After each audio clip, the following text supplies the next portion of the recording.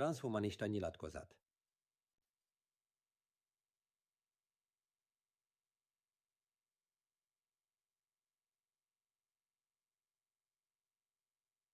A jövőben a tudomány és a technológia radikális hatással lesz az emberiségre. Valószínűnek látjuk az emberi potenciál kiterjesztésének lehetőségét az öregedés, a kognitív hiányosságok, az akaratlan szenvedés, valamint kényszerű földhöz kötöttségünk leküzdése által. Hiszünk abban, hogy az emberiségben rejlő potenciál többségében még kiaknázatlan.